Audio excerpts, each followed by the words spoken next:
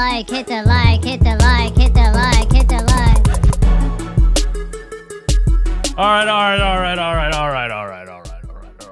All right. Enough of that.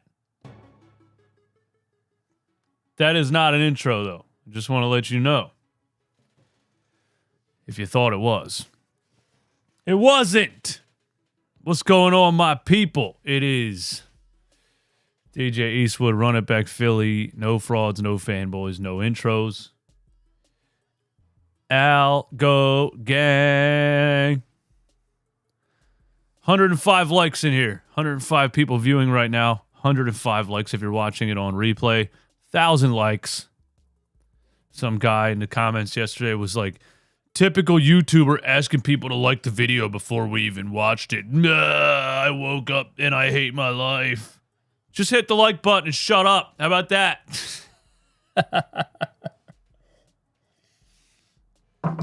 Shout out to the members in the chat. Hey, what is good? Trey, what is good? A and Trey, it rhymes. Shout out to everybody. Listen. Yeah, let's talk about it, man. Let's talk about it. Oh, there's a brand new Maxi season t-shirt coming to the merch store ASAP. I haven't posted it yet on any social medias. It's on the store, though. RunItBackPhillyShop.com if you want to see what it is. If you want to be one of the first ones to have it, it's on the store. RunItBackPhillyShop.com. All right, let's go, man. Sixers beat the Raptors, and yeah, it's the Raptors. And the Raptors aren't good.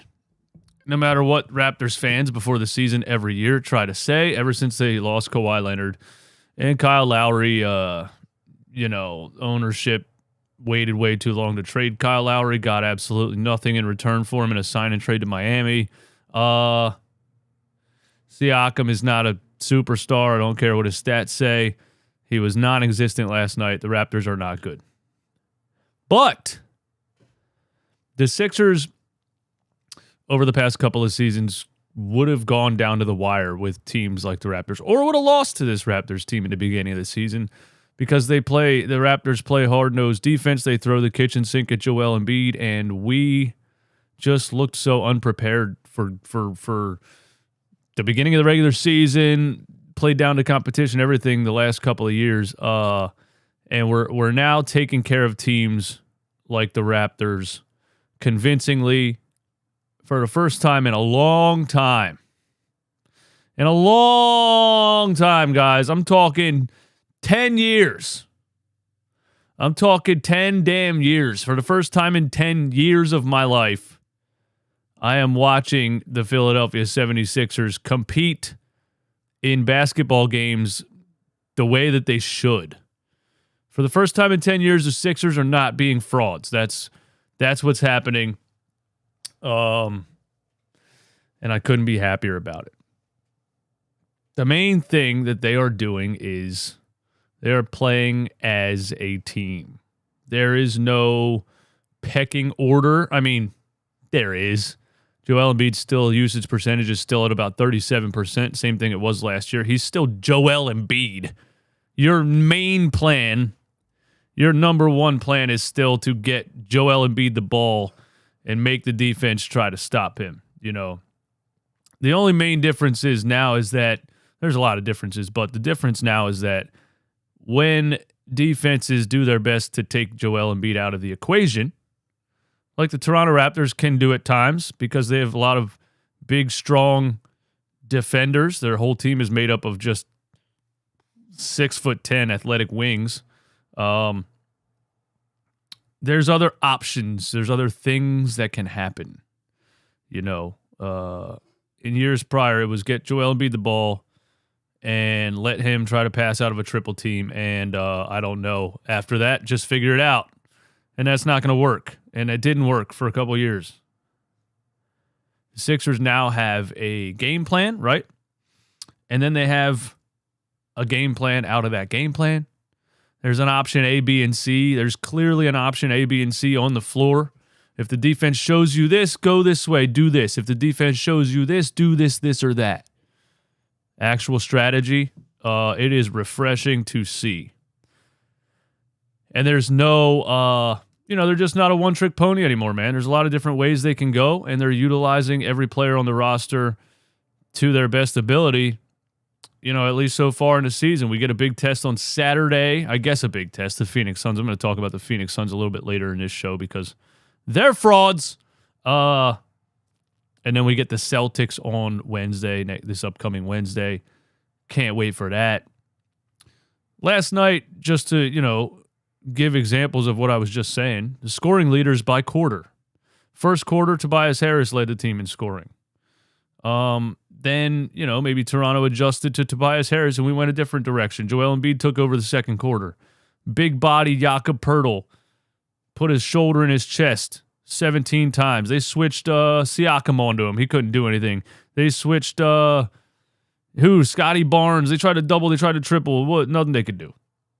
Joel takes over the second quarter. Third quarter, scoring leader, Kelly Oubre.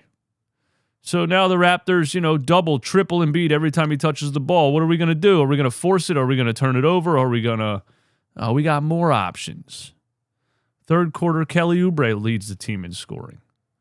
And the fourth quarter was pretty balanced scoring-wise. Joel Embiid led the team in scoring again in the fourth quarter, but it's just nice to see several different things, several different options, several different directions the team can go. And I guess it's like there's no it looks like there's a game plan and then there's adjustments on the fly throughout the whole game. And that's it, Before, there was a game plan, and if that game plan wasn't working, that was just it. And then Doc would sit up there and be like, we just didn't have it tonight. They just, they played harder than us. They made shots. We missed shots. These things happen. The basketball gods didn't want us to win this one tonight. What else would he say? Everything except I didn't coach this team to win tonight. You know what I mean? So I'm ecstatic about what I'm seeing. There was 3 players that scored over 20, Kelly Oubre, Tobias Harris, and Joel Embiid. And Tyrese Maxey had 18. So almost 4 players at 20 points plus in the game. 5 players total in double figures. You're just playing a very balanced game and moving the ball and attacking from a bunch of different angles, and it feels good to watch. It's refreshing to watch. Gone might be the days of Joel Embiid scoring 50, 55, 60 points in a game, you know what I mean? Because you don't have to. Now, when you play bad teams, maybe the Washington Wizards coming up on Monday, maybe Joel Embiid drops a 50-piece in 3 quarters and sits down in the fourth. That would be nice. Or he doesn't play at all against the Washington Wizards. That's a possibility too. But I just think gone are the days of Joel Embiid doing absolutely everything on the floor. And that's what has needed to happen for a while. Cool, you chased the MVP last year. That's cool. You wanted the MVP. You got it. But we didn't have a balanced enough attack, especially once you play defensive teams in the playoffs. It just looks like a more balanced attack now. And I think gone are the days of Joel Embiid doing absolutely everything offensively the entire game, which allows him to what? Play harder defense and rebound the ball. Joel he was only credited for 1 block in this game, which is funny because I feel like he blocked 3 or 4 of them. And there was a goaltend called that wasn't a goaltend, which, NBA referees continue to blow my mind every day. They just make shit up on the fly. To call a goaltend on a play that was so close that you don't know if it was a goaltend or not doesn't make any sense. It would have to be a clear goaltend for you to call it a goaltend in real time. But anyway, back to my point. Maybe he dominates and drops 50 against bad teams, but when you play teams like the Raptors, who have athletic defenders and can switch everything and can run some defensive strategy and double and triple Joel and things like that, he's getting the ball out and other parts of the team, other players on the team are making you pay. And in that, Joel Embiid is averaging 7 assists per game. He had 7 assists again last night. It's only 4 games into the season, but last year, Joel Embiid averaged 4.5 assists per game, and that was a career high. He's at 7 right now. That's huge for Joel, and that's just because we're just moving the ball. We're just moving the ball, and I think this offense, moving the ball like this and taking advantage of, countering everything the defense is doing, this offense is going to be hard to stop. I don't think I'm overrating this at all. The Raptors aren't good offensively, but, I would still put the Raptors up there as one of the best defensive teams in the league, just off the top of my head. I didn't look at the rankings, but just physicality-wise, the type of players that they have, I'm really ready for Saturday and Wednesday against the Celtics. I want to beat the Celtics on Wednesday so bad. I want to beat the Celtics on Wednesday so bad. Fresh, what up? Thank you for the super chat, my friend. Just rewatched the Raptors versus Bucks, and the win was as convincing as ours over the Raptors. The Raptors convincingly beat the Bucks. Yeah, I mean, again, the Bucks and Damian Lillard, man, there's definitely going to be some chemistry things there and figuring things out along the course of the season. But again, I think you lost some defense, you lost some half court facilitating, you gained scoring, but what Drew Holiday really does for that half court offense, it's very valuable. So we'll see what the Bucks end up doing. Thank you for the support as always. I appreciate that. Yeah, let's talk defense, because that's one of the areas that the 76ers are looking dominant in right now. They are looking dominant defensively. And it's effort, it's communication, it's rotating, it's flying out to the three-point line and people switching and getting back on their man. And the Sixers are playing great defense right now. And everybody's flying to the ball and crashing the boards, and Joel Embiid's blocking shots. Again, he, when he can defer a little bit on offense or doesn't have to carry the team all 4 quarters offensively, he can give more effort defensively. So that's showing in his block shots. Joel Embiid is averaging 2.5 shots blocked per game so far this season. That is 3rd in the NBA, only behind Anthony Davis, and I forget who was second, but at a half a block more. So Joel Embiid right now is very close to leading the NBA in blocks per game, and he was robbed of a couple of blocks last night. I don't know how he only had 1 block credited. There was a goaltend called that's another block. There was another 2 or 3 of them that he got a piece of. Pascal Siakam tried to poster him down the lane. I thought that was ballsy, and I don't know why he tried that, to be honest with you. Joel met him at the rim. Thanks for the invitation. Here's my RSVP. I'll see you there. He met him at the rim, completely rejected his poster attempt, and gave him the Dikembe Mutombo finger wave, which, what could you love more than that? Especially as a Sixers fan and an old school Sixers fan who's watched the Sixers for a long time. It is a hell of a lot of fun to watch Joel Embiid block a poster attempt at the rim and give the Dikembe Mutombo finger wave. No, Pascal. I don't know who you think you are, but you ain't doing that over here. You're not doing that over here. And defense turns to offense, man, and the energy defensively, translates to the offensive side of the ball, and just everything's looking like it's clicking, man. Everything's looking like it's clicking. The dude, what's up, man? 4th in deflections, 6th best in points off turnovers. Good stats thrown out there, my guy. Good stats thrown out there. I got more. 76ers as a team are 1st in the NBA in blocks per game at 7.8 blocks per game right now.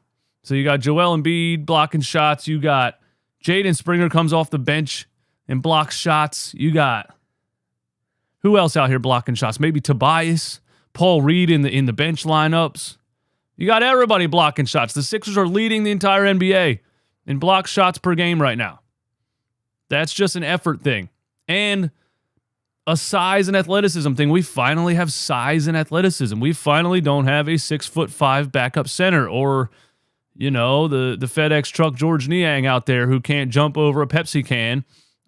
You finally got athletes on the floor who can defend the rim. And they are leading the entire NBA in block shots per game.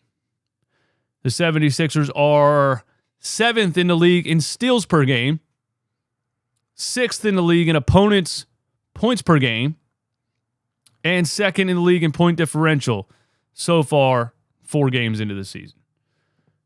A great start defensively for the Philadelphia 76ers. I couldn't be happier about it. Tobias Harris continues to be unlocked by Nick Nurse. I'm waiting for that game, I guess, where Tobias' shot isn't falling.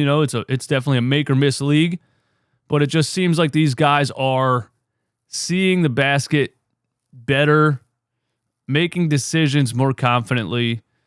And, Tobias Harris specifically looks a lot more sure of himself when he has the ball in his hands. He looks a lot more not like, I got to do something.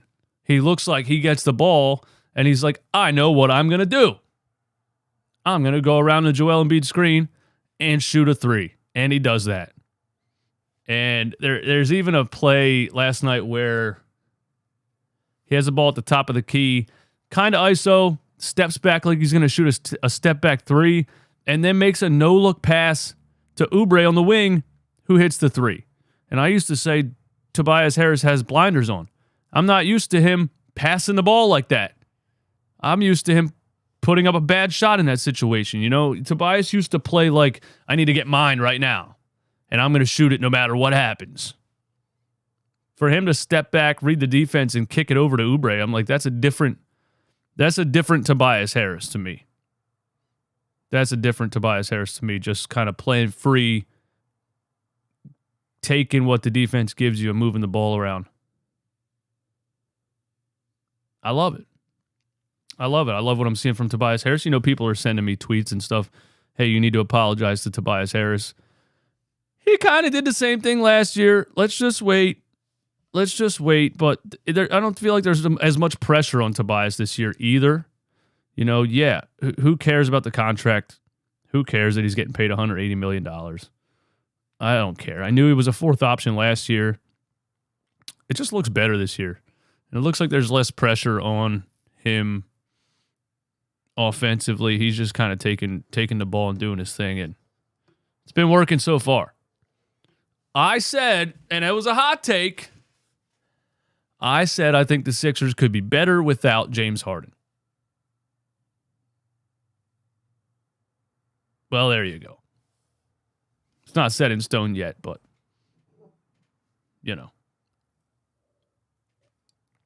maybe they are. What else I want to talk about? Tyrese Maxey didn't have a shot falling tonight. One of those nights where he's getting to his spots, putting up the floater, kind of back rimming it, things like that. He was 7 for 18, I think. So he didn't have the shot falling, but continued to find other ways to affect the game. And speaking of defense, Tyrese Maxey. Another thing, like in year 4, 3rd off season, what are you going to work on? What are you going to go in the lab and work on? Tyrese Maxey, playing point guard, worked on just kind of a half-court offense, reading a defense, being a little bit more of a floor general facilitator, and he worked on defense. And he has tools. He's an athlete. He's quick. He should be a pretty decent defender for his size. He looks pretty improved on the defensive end so far. He seems a lot more knowledgeable kind of about where to be on defense and where to rotate. There were so many miscommunications last year all the time. Guys were in the wrong spots all the time. Backdoor cuts left and right. This guy didn't rotate. Wide open backdoor cuts. You're just seeing guys that look like they practice. I know I say that every day. They look like they practice. And it's wonderful. and they look like a hardworking basketball team. Who would have thought? You know what I mean? Tyrese Maxey's getting clean strips on the ball. Specifically last night, one play that stood out to me was Pascal Siakam running the floor. He gets Tyrese Maxey ISO'd, and I think in years past that would be a total mismatch, and Siakam should have an easy bucket. But he tried to kind of Euro step Tyrese, and I always wish I could show highlights on YouTube, but I can't. But he tried to Euro step Tyrese, and Tyrese played it like patiently, kind of waited for him to bring the ball down on the other end of the Euro step. He brought the ball down, and right when he brought it down, Tyrese got his hand on the ball, stripped it clean without fouling him, and ran the other way. And that was such a major Tyrese Maxey moment for me, because that's a huge defensive play with 6'10" Pascal Siakam coming at you, hitting you with a Euro. He backed up, waited for the right time, and stripped the ball and ran the other way. And it was like, if Tyrese Maxey's stripping Pascal Siakam on a one-on-one, the Raptors are dead to rights, and they were. And, we ran away with the game in the fourth quarter. I think Tyrese Maxey's improving so much in everything that everybody says about him every offseason. Hey, yeah, but he's not a good defender. Well, watch this. Let me come in next year and be a good defender then. There's nothing I can't do. I'm Tyrese Maxey because I put in the work. I love it. What other notes did I have? Kelly Oubre, another 20-point game. Another 20-point game for Kelly Oubre, He was 5 for 6 from 3. He just seems very confident, and I'm waiting for that game. I'm waiting for that Kelly Oubre game where he can't hit the side of a barn, It just doesn't look like it's... I don't know. I didn't expect him to start out the season this hot. I'm waiting for that bad shooting game from Kelly Oubre. Every single night, he's like, nope, not tonight. Not tonight. I mean, he looks like a legitimate high-level NBA player 4 games into the season. He doesn't look like a 30% shooter to me, And the whole, he played on the Charlotte Hornets, and he scored 20 points per game, but he shot 40% from the field, 30% from 3, whatever it was. It was bad efficiency. But, that's how clear it is when you're playing on a team that's not good and there's no real system and you're just kind of running around shooting the ball like you're playing at the YMCA, and then playing on a team where there's a clear system, you have a clear role, and you are set up in specific lineups to maximize what you do, to maximize your skill set. So Kelly Oubre looks great so far. I don't know what to say.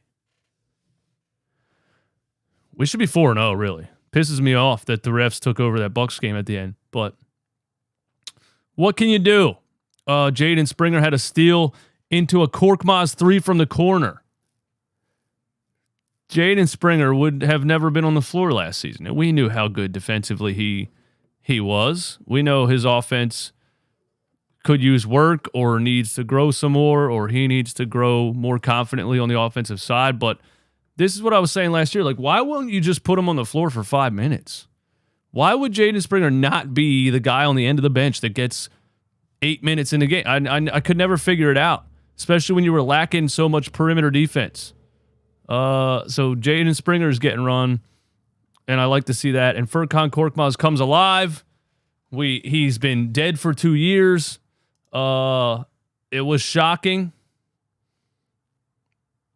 But it's what are we... Is Nick Nurse really just elevating every player on this roster so far? You know what I mean? Nick Nurse was talking about Furkan Korkmaz in his post-game press conference last night. And here's what he said.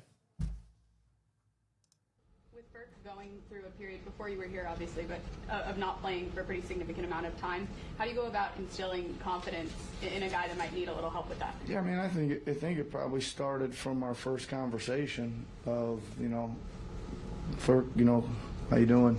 You played some really good games against us, man. I think you're a good player, and I can't wait to see what you got, right? I mean, and I know he wasn't in the mix all that much a year ago, but a couple years ago he was, and we were game planning for him and all kinds of things. So it's not like it hasn't been there, and it's not like he hasn't produced on an NBA stage before.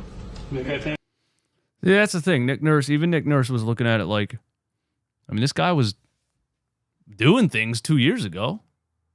He was a part of a rotation 2 years ago. He was shooting the ball, dribbling the ball. I mean, I'm not saying he's as much of a superstar as he thinks he is, but even Nurse was like, this guy was being used and was playing a decent role. I could probably use him. And that's just how he looks at it. And I'm not saying you're going to consistently see a lot of Furkan Korkmaz once these rotation players from that Harden trade are active and are playing. Maybe you don't see him. Maybe last night was trade value Furk.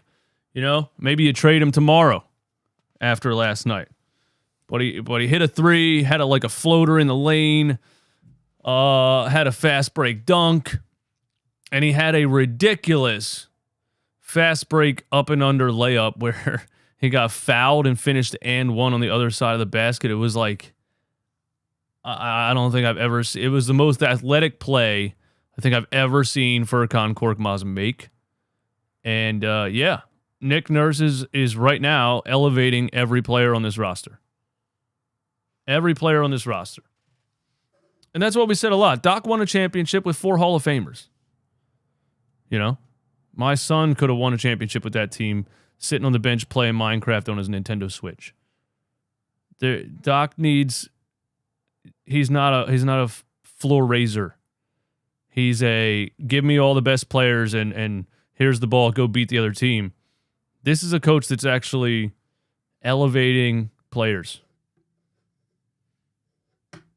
So it's refreshing to see. I mean, how long did we go through it? The Brett Brown, then we move on to Doc Rivers, and we just wanted a coach that would be strategic and get players to play hard.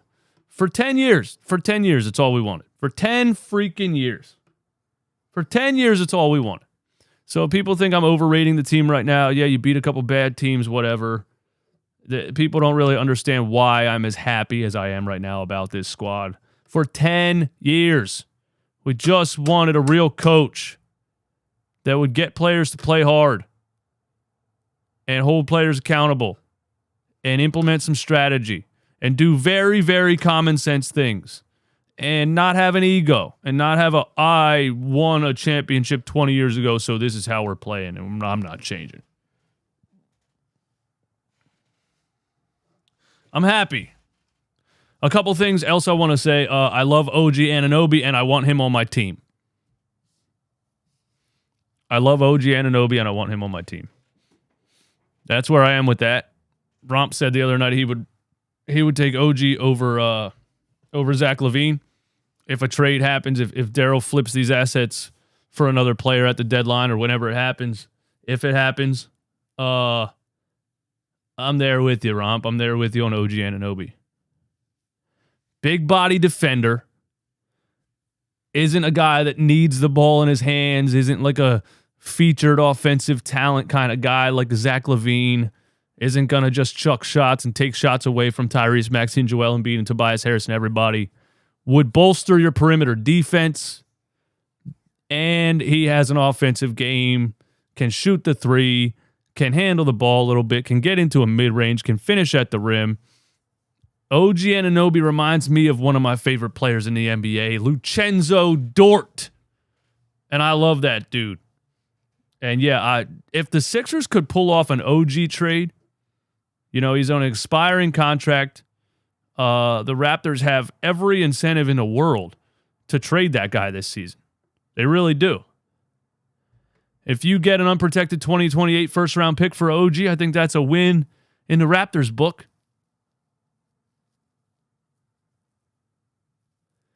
Yeah, dude, Lucenzo Dort. Did I say it right? Did I say it wrong?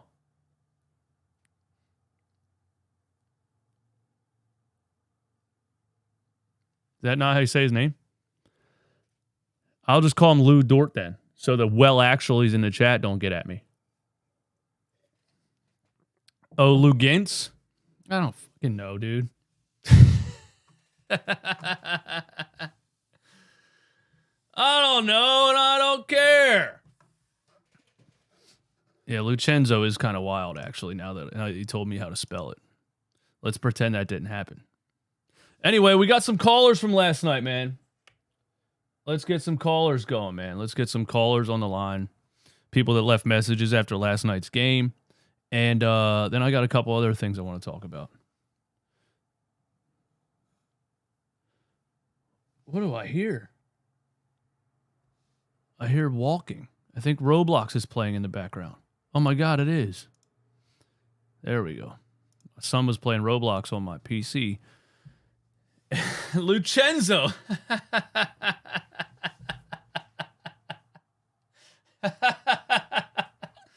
All right, stop. Let's get serious. Let's be serious here. This is a very serious daily Sixers / NBA show. Very serious. Let's hear the voicemails, okay? There was a 215 number that I listened to earlier that I want to hear. Hey, man, I love your show, man. I've been checking you out for a couple weeks now.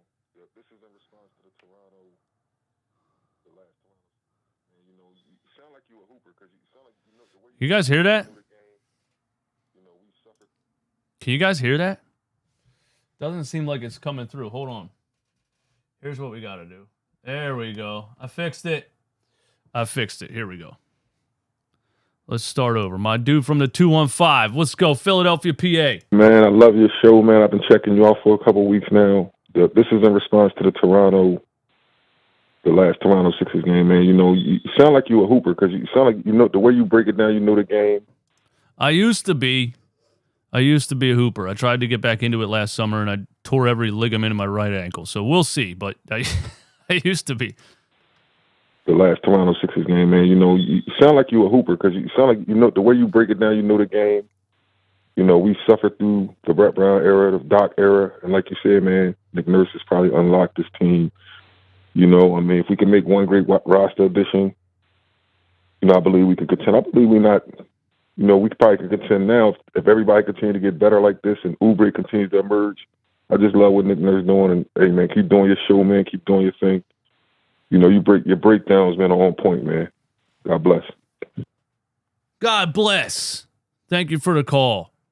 Thank you for the kind words. And yeah, I agree, man. If they sit like the way that they look right now, and we'll see what they look like against the Suns and against the Celtics. But yeah, if you make one more, and Daryl Morey knows this, if you make one more significant roster move, you could go from a surprising team, which they are right now, to, well, they shouldn't be that surprising. You have Joel Embiid on your team. This is another thing I was kind of telling people all offseason. Oh, without Harden, you're not going to make the playoffs. And I was like, bro, come on, man.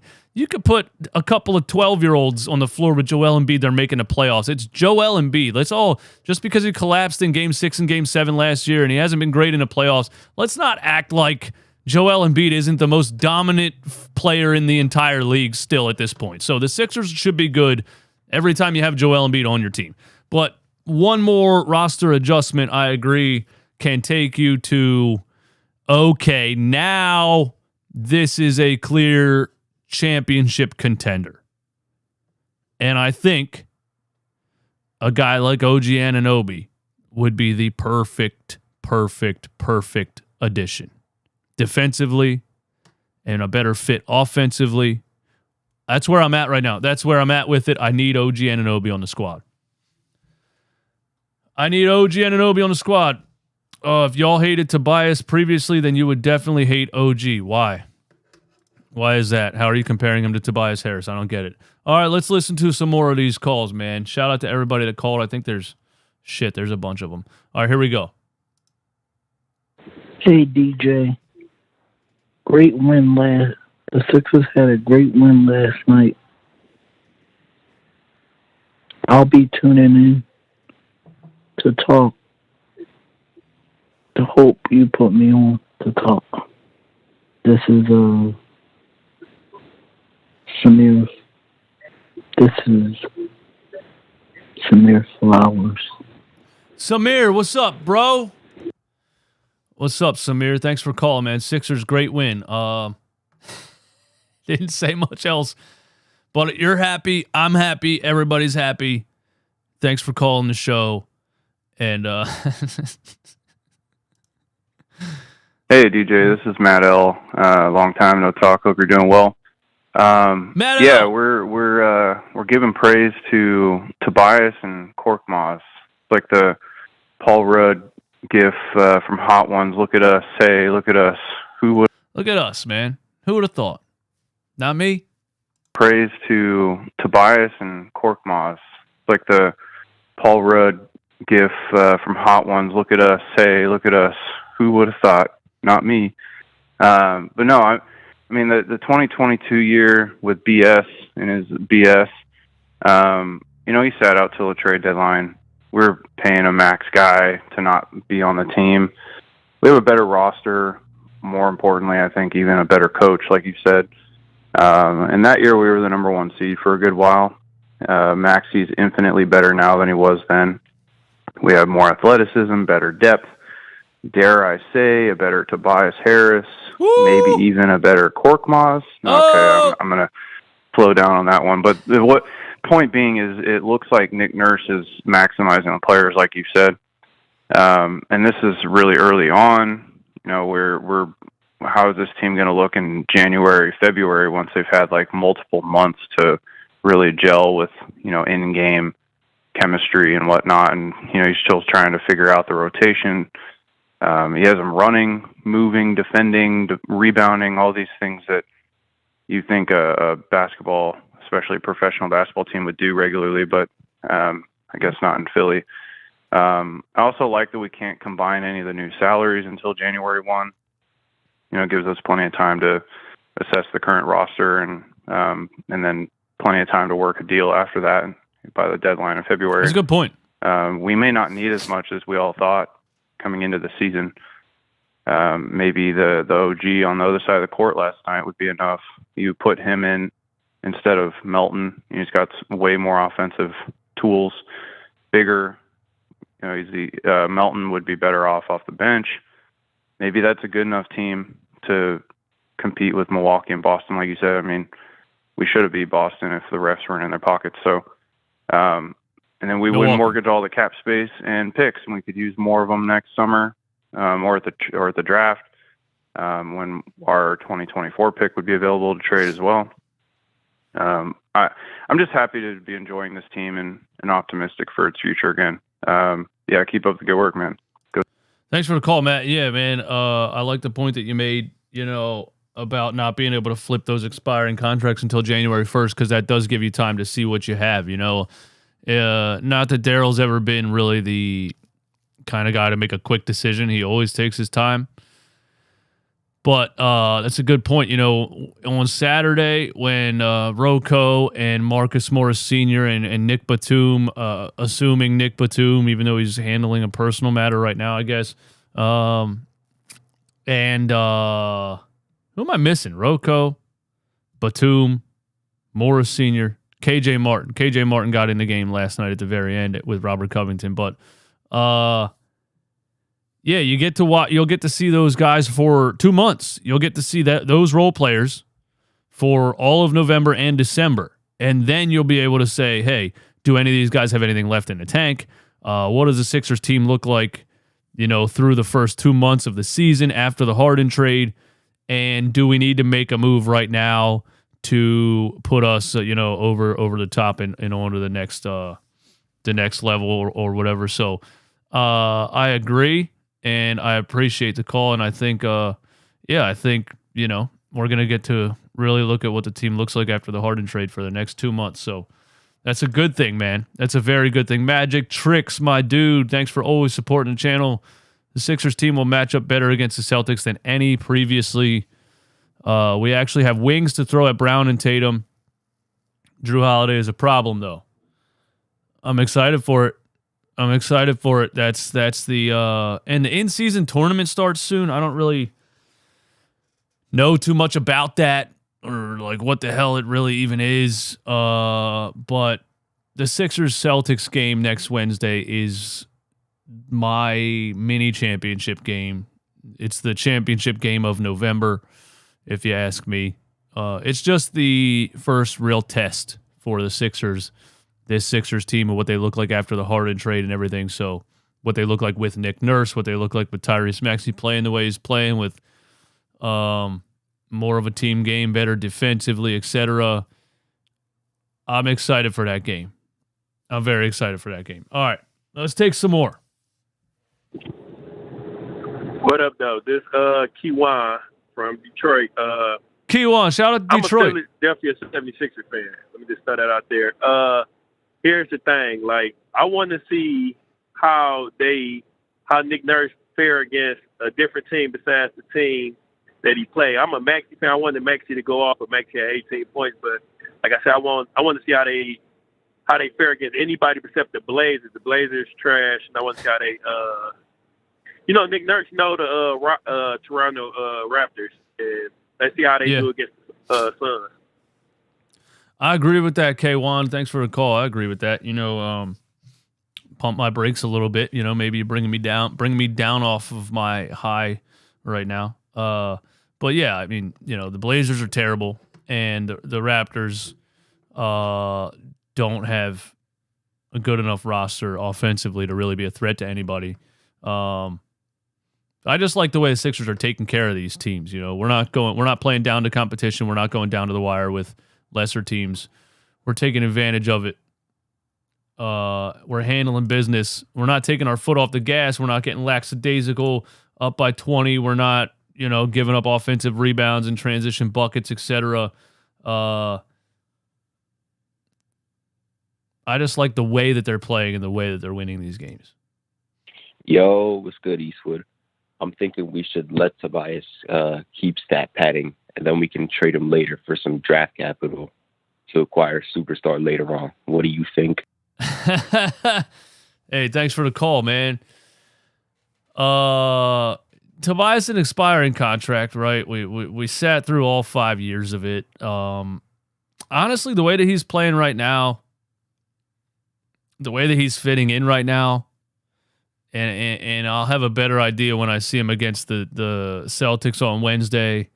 I'm not really on the trade Tobias Harris thing right now anymore, because I don't think trading him at this point does a whole lot for you. Like, it doesn't really do anything for you cap-wise. You could wait till the end of the season and clear a bunch of cap space if you feel like the team, made some improvements but isn't quite there yet, championship level or whatever. Then you can waive Tobias or let him walk or whatever. Trading him is something that's... Here's the thing with trading Tobias Harris. Expiring contract, of course. So you want to trade an expiring contract because you want to get something in return for a player that can just walk at the end of the season for nothing. But it's still very difficult to trade Tobias Harris on a $40 million contract. Who's going to give up draft capital for Tobias Harris is what I'm saying. Unless you're looking at these teams like that really want to get off of contracts, you're going to get contracts in return. I don't think you're going to get draft capital in return. You know what I'm saying? I could see him being part of a Chicago Bulls trade for Zach LaVine because the Bulls want to get off of a 5-year contract. It would be in their best interest to take back a 6-month contract so that they get to clear that $40 million at the end of the season, and they're not stuck to the Zach LaVine 4-year, $200 million extension or whatever it is. But I don't think there's any draft capital you're going to get in a Tobias Harris trade because you're paying $40 million for 6 months of Tobias Harris. That's just, I don't know. Maybe I'm wrong about that, but that's kind of what I think. What else we got, man? Thanks for the call, everybody. Thanks for calling the show. Thanks for leaving messages, man. I appreciate it. Hey, what's up, DJ? Love the content. 2 quick things. On the topic of load management, I've always thought this. When you look in the past, when you're looking at like the all-time greats, Kobe Bryant, you think Kobe Bryant was load managing? No. And he was on it, doing his absolute best. That's the difference that I think that load management has hurt Joel in the long run. Second thing, I love the way the Sixers are looking, but I gotta call out my guy, D'Anthony Melton. Just, I don't know if it's a confidence thing. There's a time that he was going up to the rim, and it's just, I don't know. We need to I think if DeAnthony Melton can get back on track, then this team is scary. This team, I mean, I already love what I'm seeing. Anyway, you have a good day. Out. Thanks for calling, my guy. Yeah, two things there. I made that point last night on my little post-game reaction is that, I don't know. What is load management, Because Joel Embiid sitting out 40 games, 30 games, does that clearly hasn't prevented him from being injured anyway, because he still gets injured every year anyway, right? And yeah, he's a guy that doesn't do much in the offseason. He doesn't play in pickup games, etc. He really rests and rehabs and everything in the offseason.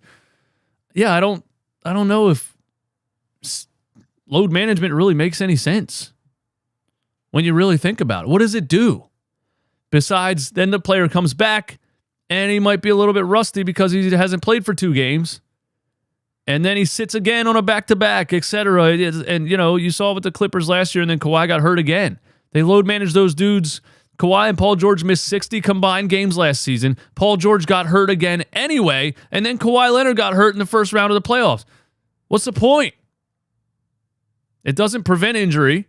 It doesn't help the players be any sharper, more into the game. At the end, if I'm looking at it, I'm like, hey, if the player's healthy, play the game. If they get hurt, they get hurt. They're going to get hurt anyway.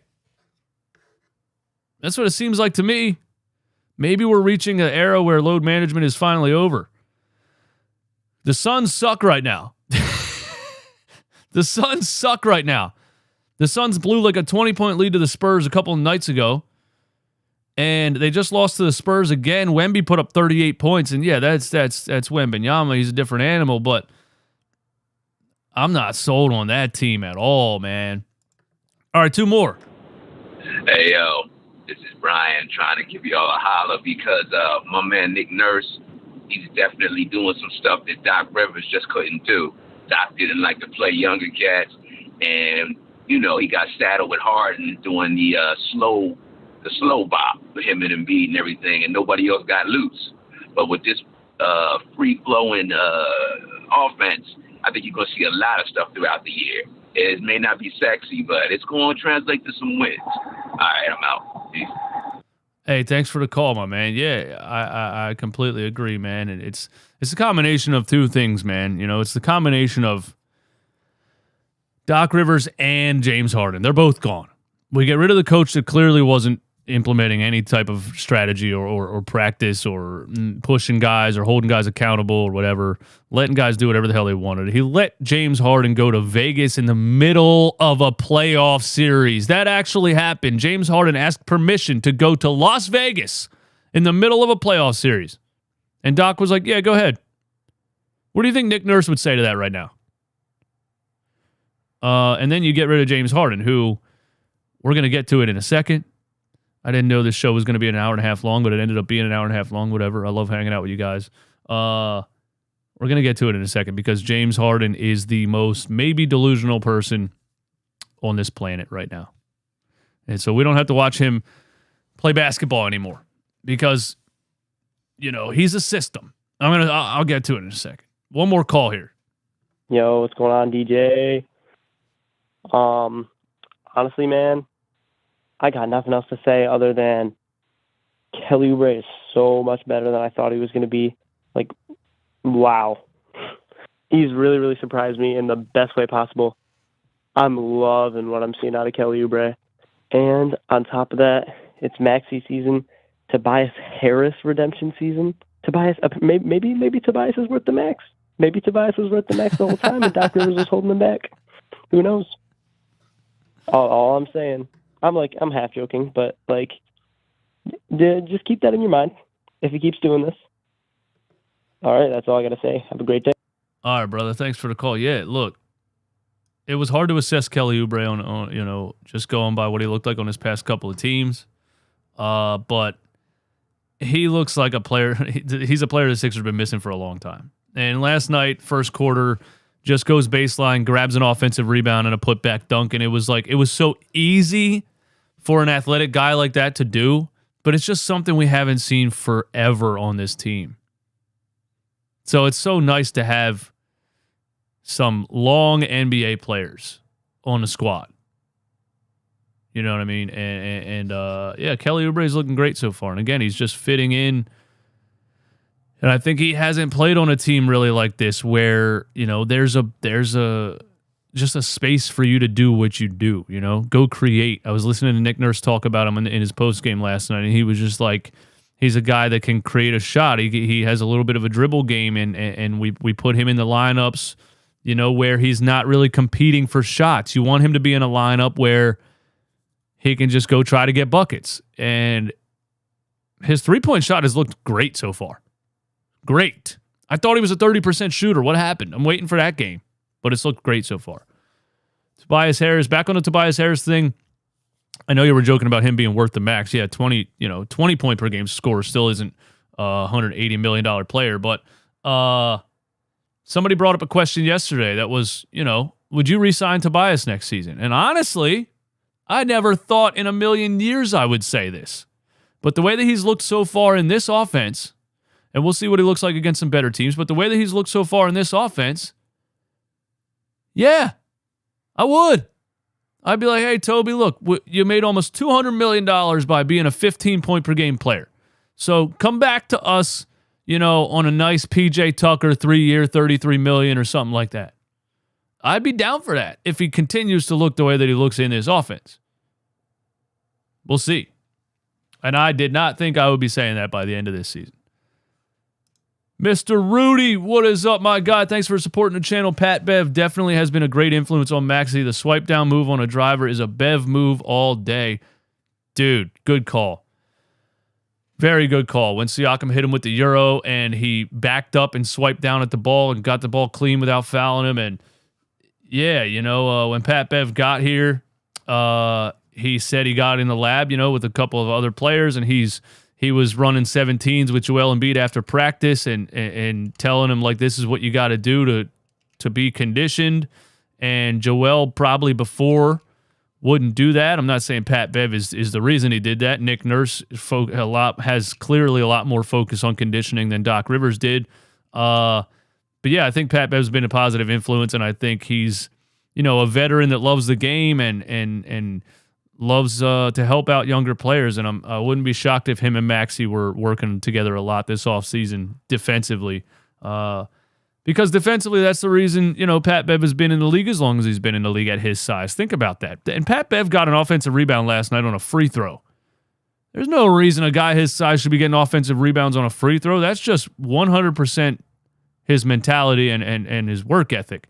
You got to fight 10 times harder than everybody around you at Patrick Beverley's size to be getting offensive rebounds on free throws. And so, yeah, him just kind of working with Maxey, and, you know, that could definitely be the case, man. Could definitely be the case. I'm liking what I've seen from Maxey so far this season defensively also.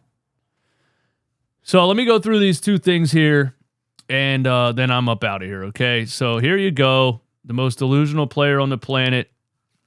It is James Harden, and he says he was on a leash in Philly. He was on a leash, and I am not. Here you go. Yep. Is that something you feel like you're going to have to also do here? And what does it feel like when you're out there doing that?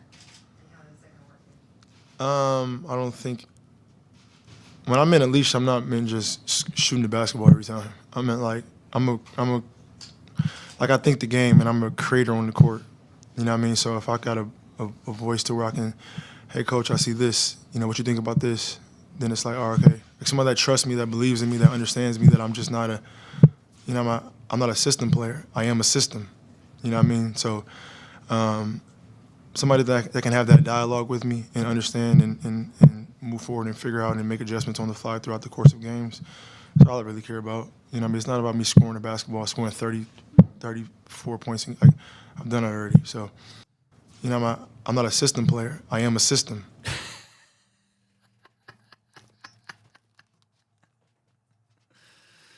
James Harden really thinks, and look, I understand, or I'll try to understand, that being one of the greatest basketball players on the planet for most of your life, it's probably very hard to then train your mind to understand that you are no longer one of the greatest basketball players on the planet. James Harden has not gotten there yet. He doesn't understand yet that he is no longer one of the best ISO scorers in the game.